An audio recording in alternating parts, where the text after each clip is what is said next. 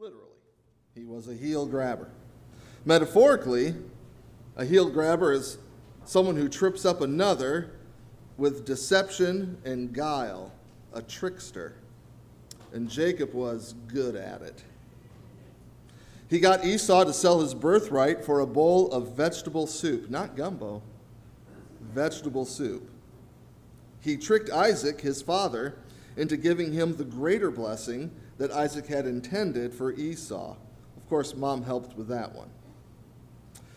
The Lord had told Rebekah that when she was pregnant with Jacob and Esau, that the older would serve the younger, that Jacob would be stronger than Esau. The covenantal promises first given to Abraham, then Isaac, was God ordained to be given to Jacob. God had made that very clear. If Jacob had trusted God to keep the promises God made, he would not have to have resorted to trickery and deception to gain what the Lord had guaranteed to give Jacob. Now Esau did not believe that the Lord had guaranteed the prominence of Jacob. Esau believed that his rightful blessing was stolen by Jacob. Why? Because Jacob and Rebekah behaved like thieves, not like people following God's will. Jacob was a heel grabber, literally as an infant, grabbing the heel of Esau at birth, and figuratively when Jacob deceptively received Isaac's blessing. What is the result of Jacob's guile? Well, now he must run away, afraid that his brother will kill him. In this chapters that we're plowing through, we see first that there is a need to escape from Esau. We are told at the end of chapter 27 that Esau has plans to kill Jacob once their father Isaac has passed away. Rebekah hears about Esau's plan and begins to make preparation to save Isaac's life. She tells her husband that Jacob needs to go find a wife from her family back in Haran. She can't stand the Canaanite wives that Esau brought around. Jacob needs to find a good woman away from home. Isaac agrees and sends his son Jacob away. I have a friend whose folks did not want him to marry a Bayou girl, and so they sent him to Moody up in Chicago, and a girl from Des Allemands, which you can't get more Bayou than Des Allemands, went up to Moody, and they're married and they had 4 kids. So sometimes it just doesn't work the way you want. But that's what Rebekah says is, there's no good women here for my son. You've seen what Esau has brought around, makes our lives miserable, bitter having his wives around. Send him to my family, and he can meet a good woman there. Now, I think there is a lot of truth to what Rebekah is saying, but what is the motivation really? Let's get you out of here before Esau kills you, because she knows what his intentions are. So, at the beginning of chapter 28, Isaac sends Jacob away, having finally recognized that Jacob was God's choice to inherit the covenant that the Lord had cut with Abraham. It took Isaac a while to get there. He really wanted it to be Esau. But at this point, he finally recognizes that's not what the Lord wants. On his way to Haran to find his future bride and to escape being murdered, Jacob has a dream. It is important to understand his state of mind. Sometimes we forget that this was real, and it becomes like a children's story almost. I've had people upset with me, but as far as I know, nobody has ever sought to kill me. Imagine how it would feel to know that someone who has the means and the ability and the desire to murder you is right around you. What would that do to your state of mind? Could you ever stop thinking that your death is near? Could you ever relax? How would your sleep be? Could you eat? Depends on if you're a stress eater. You either wouldn't eat or you'd eat all the time. We have to understand that state of mind. Understand this as well.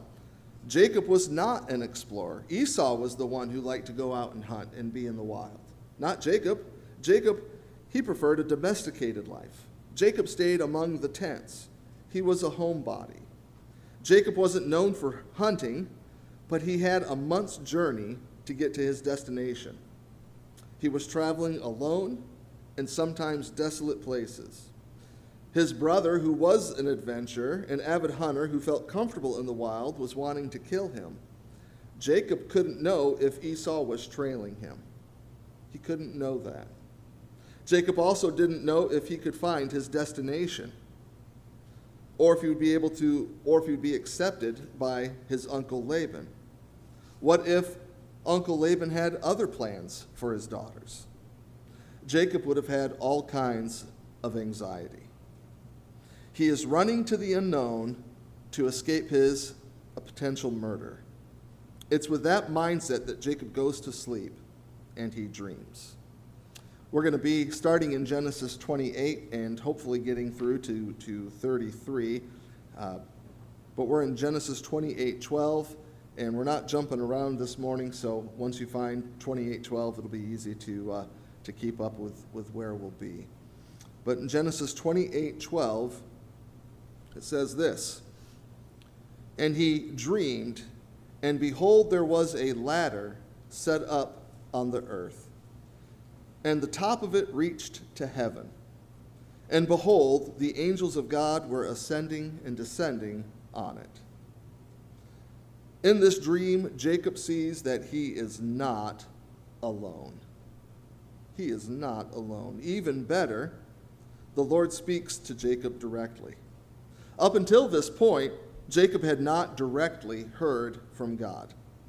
The only information Jacob had was given to him by his mother, who also didn't have a whole lot of information. Jacob received a blessing from his father Isaac, but Jacob had not heard from God.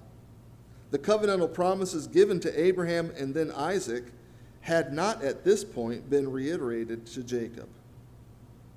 When Isaac sent Jacob on his way, he gave this encouragement. In 28:4, Isaac says, "May he give the blessing of Abraham to you and to your offspring with you, and that you may take possession of the land of your sojournings that God gave to Abraham." But it says at the beginning of that, "May he." May he. You know what that means? Hadn't yet. May he.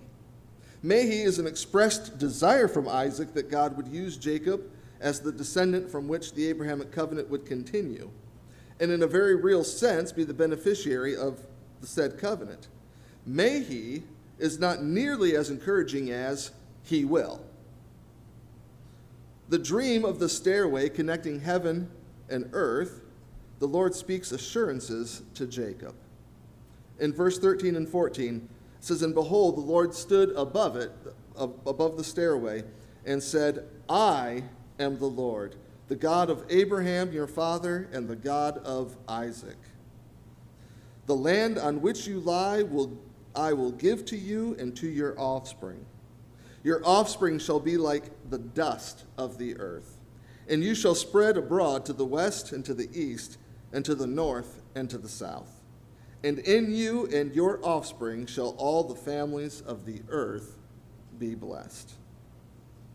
Now, if we go back to the covenant promise that God gave to Abraham, we can see three distinct parts of it: the land, the seed, which is a multitude of descendants, and the blessing, that God would bless those who bless him and curse those who curse them, and through him all the nations of the earth will be blessed.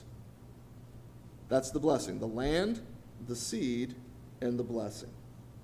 Here at Mandeville Bible Church, and I'm really thankful for this, we understand, and most denominational churches do not take this stance, we understand that there is a difference between Israel and the church.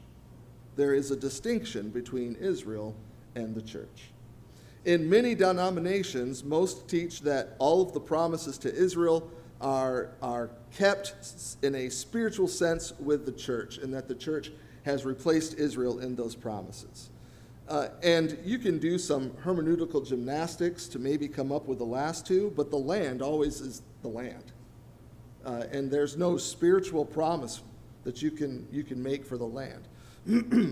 So when the Lord gave that covenant to Abraham, it had the land, the seed, and the blessing. And when the Lord gave that to Isaac, you had the land, the seed, and the blessing. What do we have here in Genesis 28:13 through 14? In the blue, what's the promise? The land. The land on which you lie, I will give to you and to your offspring. And then we have the orange. What is the orange? The seed. Your offspring shall be like the dust of the earth. The same thing was said to Abraham. And then what do we have in the green? All the families of the earth will be blessed. So the Abrahamic covenant was given to Isaac and now given to Jacob. There are three parts to this unconditional covenant God made with Abraham, and that is the land, the seed, and the blessing. God continues to encourage Jacob with making a three-point promise. A three-point promise. In verse 15, it says, Behold, I am with you, and I will keep you wherever you go.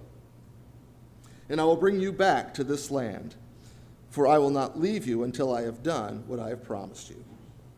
The three promises: I am with you. I will bring you back. I will not leave you until everything is accomplished. The Lord promised to see Jacob through with those promises. By those promises, Jacob, rest easy, because these are guaranteed. Guaranteed. Jacob wakes from his dream with an important realization. In verse 16 and 17, it says, Then Jacob awoke from his sleep and said, Surely the Lord is in this place, and I did not know it. And he was afraid and said, How awesome is this place! This is none other than the house of God, and this is the gate of heaven. I always chuckle a little bit to myself when someone says, when I get to heaven, I'm going to say to God, God, why didn't? And I thought, no, you're not. It's hard to do that when you're face down. Yeah, it muffles your speech, so you can't even get it out. In this encounter of a dream of the Lord, Jacob was very afraid, right? Very afraid. And he said, this is an awesome place. It really had an effect on him. But there's two things I want to point out that Jacob said. He said, this is the house of God. And later a city was developed, Shiloh, which was incredibly important in the Old Testament in the worship of Yahweh. Before there was Jerusalem and a temple, Shiloh was the center of worship for the nation. And then he said, this is the gate of heaven. This is the gate of heaven.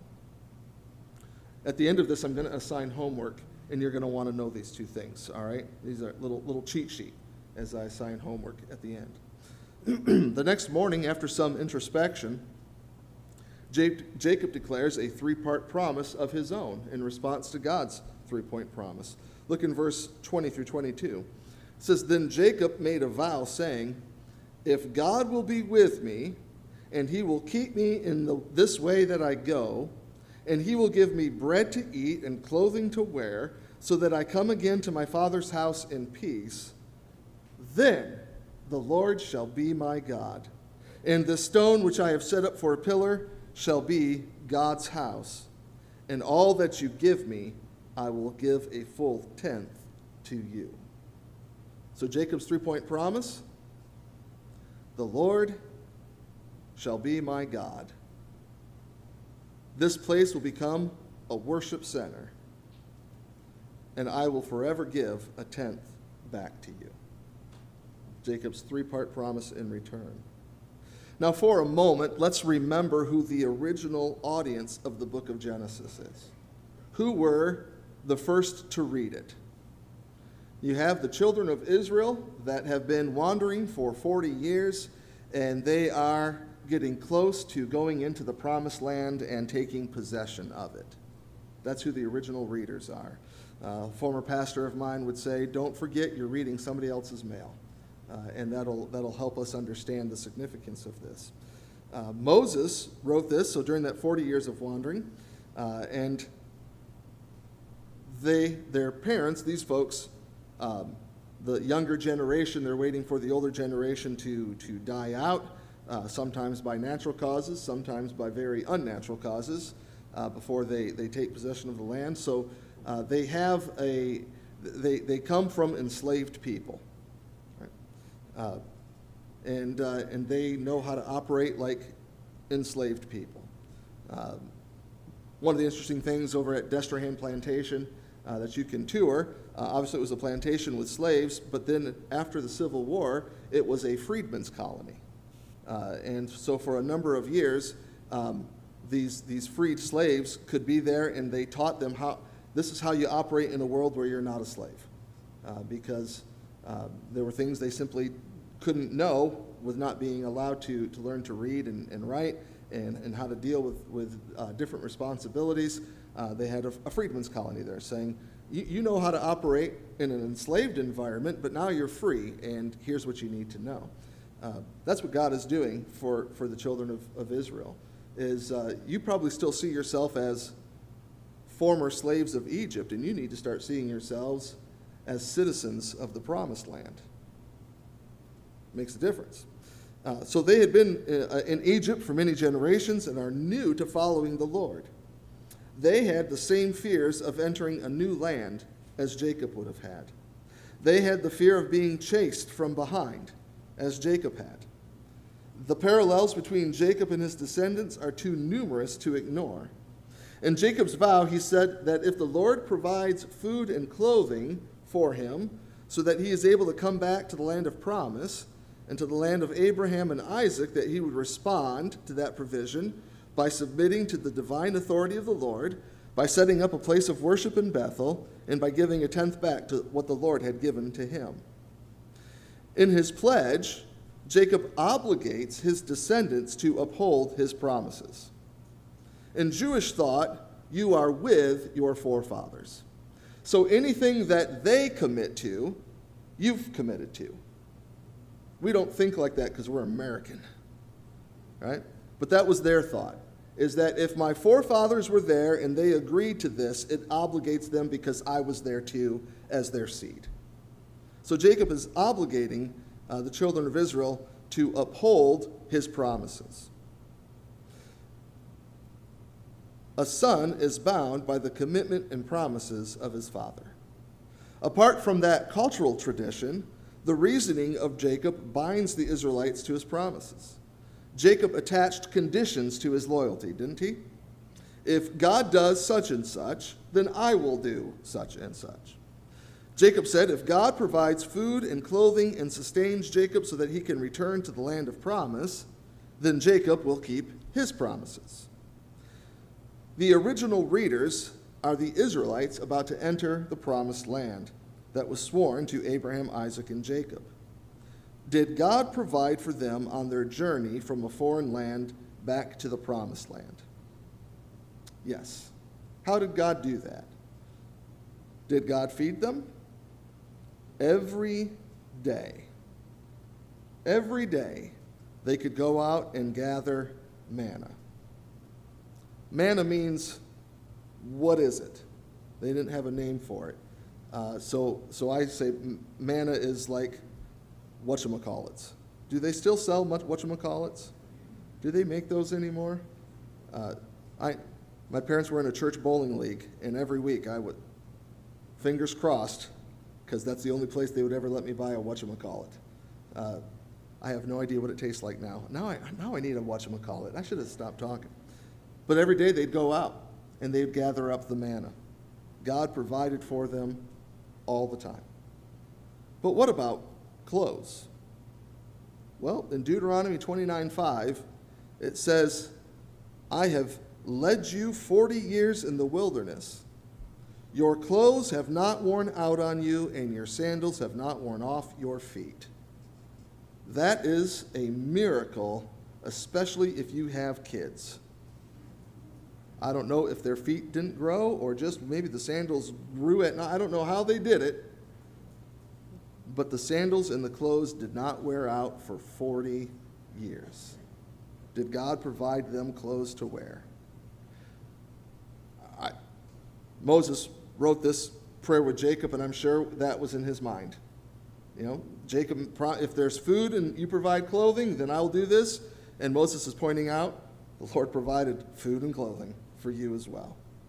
God kept the Israelites' clothes from wearing out for 40 years. I believe that that's exactly what Moses is pointing out, that God was providing for them and he would see them through.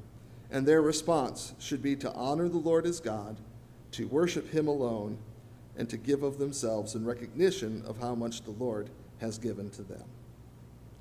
First, trust God. Trust the Lord with all your heart, and do not rely on your own understanding. In all your ways acknowledge him, and he will direct your paths. Second, worship God. Offer him praise in response to his goodness and faithfulness. And then third, give a measure of how he has given to you. Those are good principles to live by, aren't they? Yeah. Jacob escapes Esau with the assurance of the Lord's protection and the Lord's provision. But after he escapes, I'm not sure whether that's why on the screen, but they'll take care of it, or we'll just turn it off, one of the other. After he escapes from Esau, he has to escape from Laban, his uncle. They meet. Jacob is thrilled to death to meet his uncle. He got there. He found what he needed. Then Laban said to Jacob, "Because you are my kinsman, should you therefore serve me for nothing? Tell me what your wages shall be." Now Laban had 2 daughters. The name of the older was Leah, and the name of the younger was Rachel. Leah's eyes were weak, but Rachel was beautiful in form and appearance.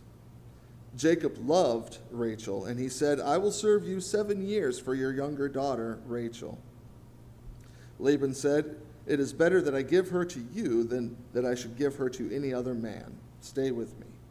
So Jacob served 7 years for Rachel, and they seemed to him but a few days because of the love he had for her. Aw, isn't that sweet? Obviously newlyweds. This almost sounds too good to be true, doesn't it? Jacob is about to realize what it is like to deal with a heel grabber. Jacob has met his match. For a marriage to be finalized, there must be 2 aspects completed. There must be a covenant and then a confirmation. There must be an agreement and then an act that seals the deal. A consummation. The agreement was made 7 years before the marriage officially began. The wedding night would confirm the marriage.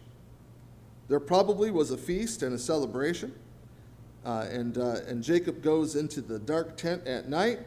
His bride is wearing a veil. They consummate the marriage, and when Jacob wakes up the next morning, he is surprised to find out that Rachel is not the sister waking up next to him. It is the older sister, Leah.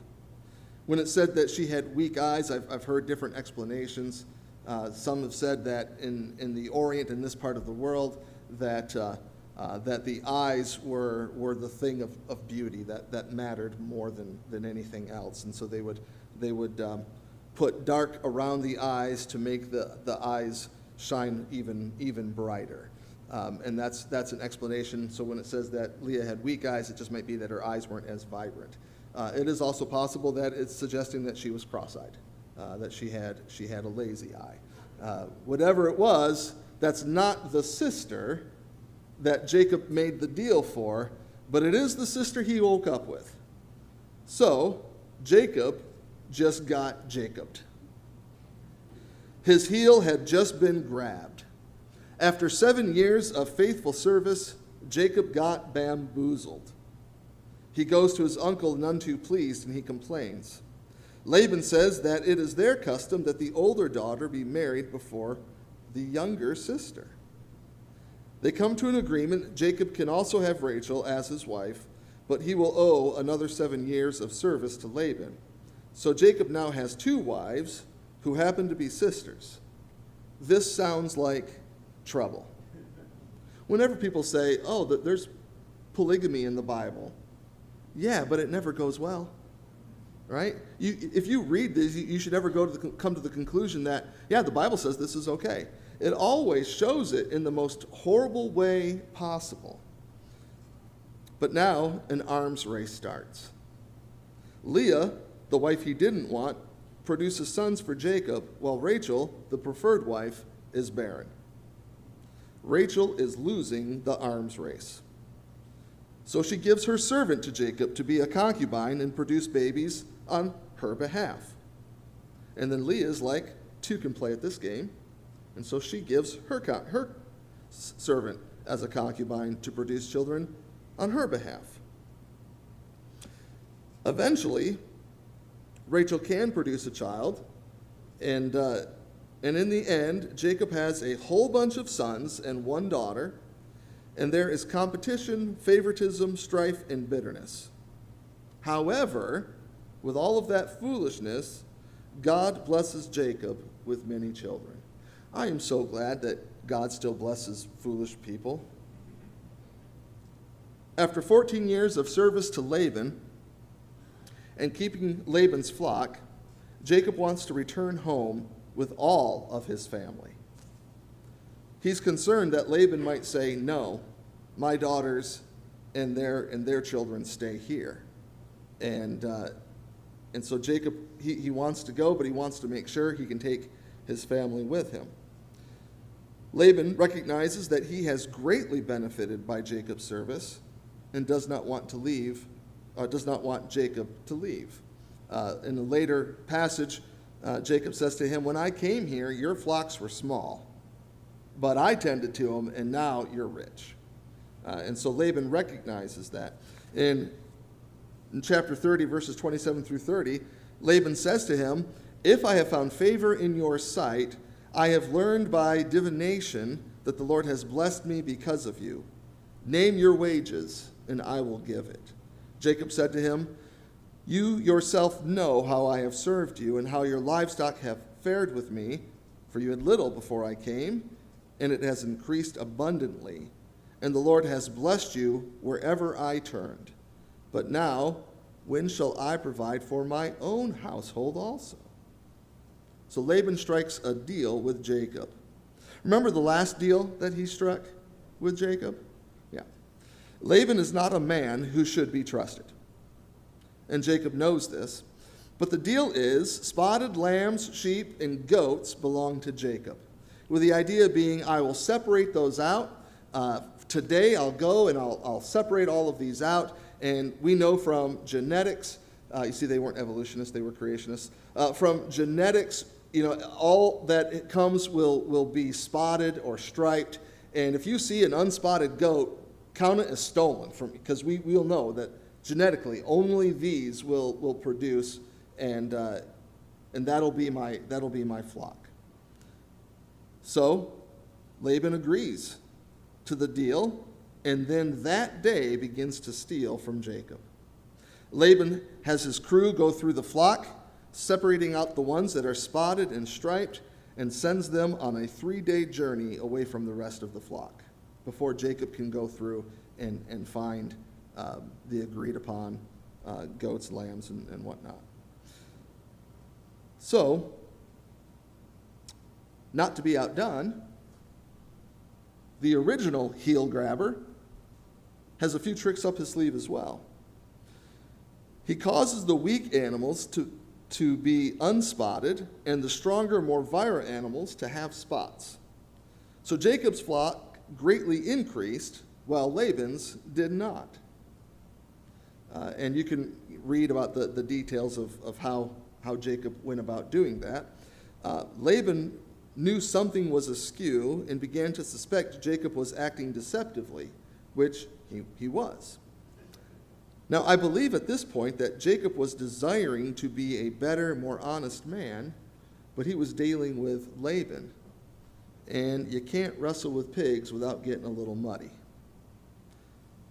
So Jacob sensed that his welcome was about to be worn out. In chapter 31, verses 1 and 2, it says, "Now Jacob heard that the sons of Laban were saying, 'Jacob has taken all that was our father's, and from what was our father's he has gained all his wealth.'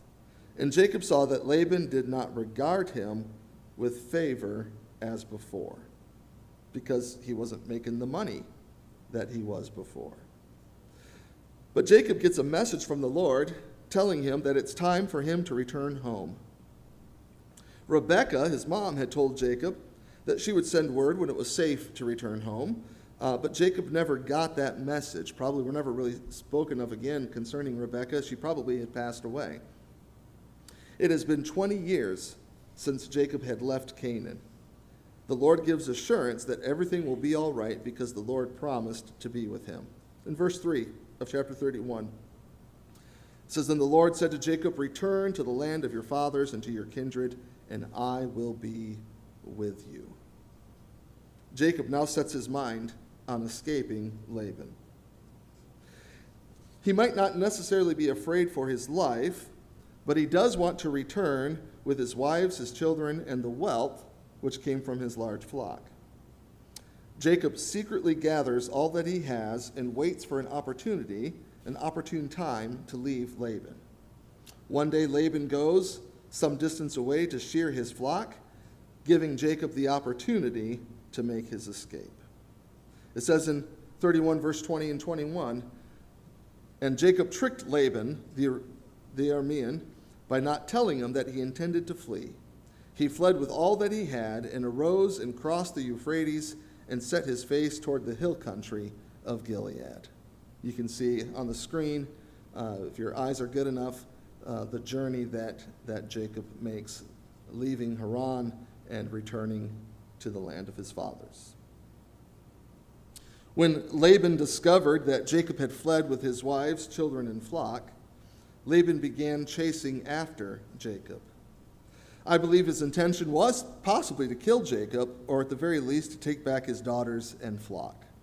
However, the Lord intervened, proving that what he spoke to Jacob was true when he promised that he would be with him. And this is how the Lord intervenes in verse 24. "But God came to Laban, the Aramean, in a dream by night and said to him, 'Be careful not to say anything to Jacob, either good or bad.'" Basically, I like how the New Living Translation translates this. "Leave Jacob alone." Laban is chasing him down, and God comes to him in a dream and says, "No, leave Jacob alone." Jacob realizes some important truths about God in this ordeal. In verse 41 and 42 of chapter 31, "These 20 years I have been in your house. I served you 14 years for your 2 daughters and 6 years for your flock, and you have changed my wages 10 times. If the God of my father, the God of Abraham, and the fear of Isaac had not been on my side, surely now you would have sent me away empty-handed. God saw my affliction and the labor of my hands and rebuked you last night." God was on Jacob's side. God saw Jacob's affliction, and God rebuked Jacob's enemies. While in the womb, Jacob had always strived to get what he wanted, to come out on top.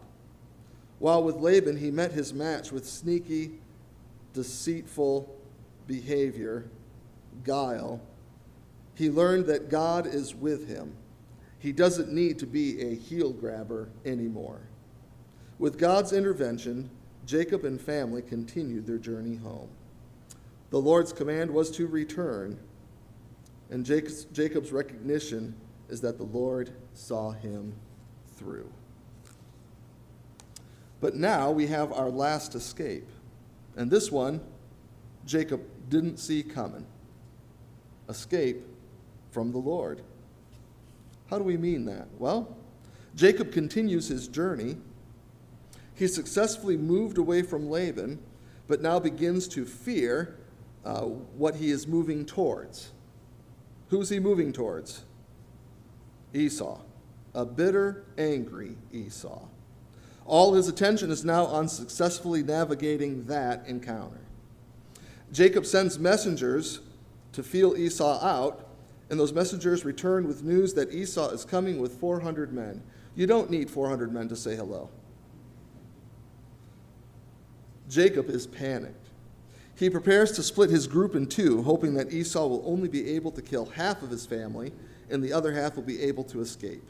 Imagine that being your hope, the thing you're holding on to. Maybe only half my kids will die. We have to remember this is real, and Jacob was a real person. How would you respond to that type of mindset? He devises a plan where a long procession of gifts will be given to Esau to tamper his bloodlust. So Jacob orders his family with the least loved in the front and the most loved in the back. But in his panic, Jacob prayed. I was hoping there would be a snort of laughter at that. How messed up is that? Right? When we don't trust the Lord, this is what life becomes. Right? But Jacob, in his panic, he prayed.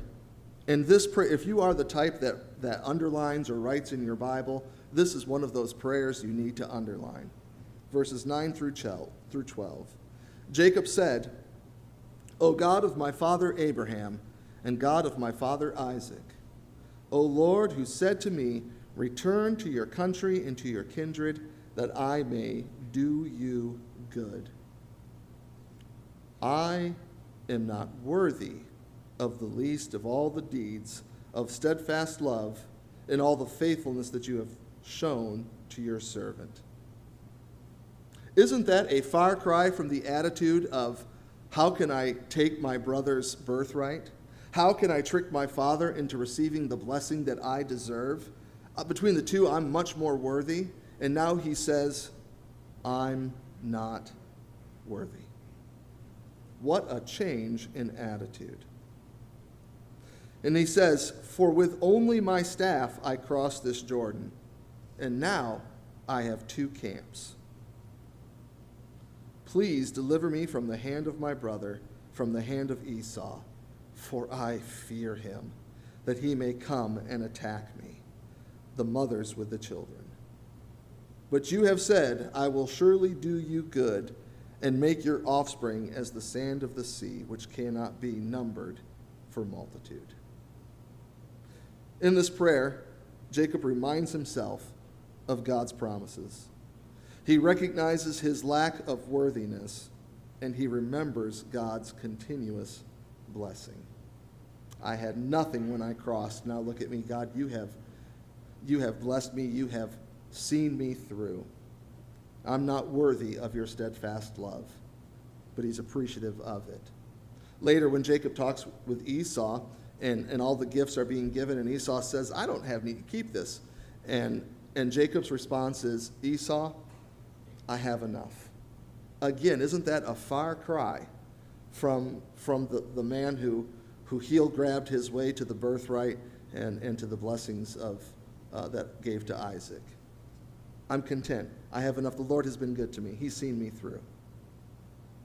That's what the verse that says, I can do all things through Christ who strengthens me, it's not talking about ability to accomplish goals. That verse is saying, in whatever situation I'm in, I have learned to be content. And Jacob says, I'm content. The Lord has been good to me. But then something very strange happens. Verses 24 through 30. Jacob was left alone, and a man wrestled with him until the breaking of day. Isn't that kind of a sudden, there's no transition of, and Jacob saw a man from afar walk toward him. It's Jacob was left alone, and then he's in a wrestling match all night long. Now, I have felt that way in prayer sometimes, but fortunately, I've never just all of a sudden there's a guy with a singlet wanting to wrestle me. It's never happened. and he wrestled with him all night. Now, grew up in the Midwest, so I know something about wrestling. It's a bigger sport there than it is here in Louisiana, but then my son wrestled in high school. And I have watched full football games with him and felt fine. But 5 minutes of wrestling, and I am exhausted. I have to take Advil because I am so sore from watching 5 minutes of wrestling. Just watching it. He wrestled all night. When the man saw that he did not prevail against Jacob, he touched his hip socket, and Jacob's hip was put out of joint as he wrestled with him. Then he said, the man, "Let me go, for the day has broken." But Jacob said, "I will not let you go unless you bless me." And he said to him, "What is your name?" And he said, "Jacob." Then the man said, "Your name shall no longer be called Jacob, but Israel, for you have striven with God and with men and have prevailed." So when we say the children of Israel, the children of Jacob, but God changed Abraham's name, right, from Abram to Abraham. God gave the name of Isaac, named him Isaac. Rebekah and Isaac chose the name Jacob, heel grabber, which is not a flattering name, is it? When you know the meaning behind it, trickster, a person full of guile and deception, and God says, that's not you anymore. I'm renaming you. That's not you. You're now Israel. You have, the idea is that name is you have prevailed. After years of striving, Jacob found rest. He went from heel grabber to the Lord fights for me. What a work God has done, changing him from Jacob to Israel. What can God do with you and with me? I'm not signed yet. You see, an artist signs their name when the work is completed. He's still working on me. He hasn't signed me yet. I'm a work in progress. But what can the Lord do with you? This is a different question than what can the Lord do for you, right? What can the Lord do with you? He can change Jacob, the heel grabber trickster, to Israel, the one who prevailed, who wrestled with the Lord and prevailed, the one where the Lord will fight for him. It's amazing what the Lord can do when you trust him. Here's the homework. The homework is John 1, verses 43 through 51. Scripture reading was verse 51 when Jesus is speaking with Nathanael. I want you to find the parallels between this account and with Jesus and Nathanael. Knowing this account and then looking back at what Jesus said, it's more than what we realized at first glance, what Jesus is saying. Particularly look at what did Jacob say after his dream about this place. And then what does Jesus say in response?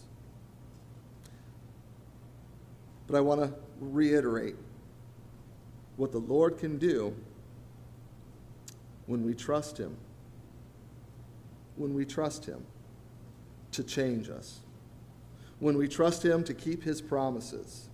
When we stop trying to fight and strive, and instead, that doesn't mean do nothing, but it means instead in what we do, trust the Lord, and trust the Lord for what we do, and to do it the Lord's way.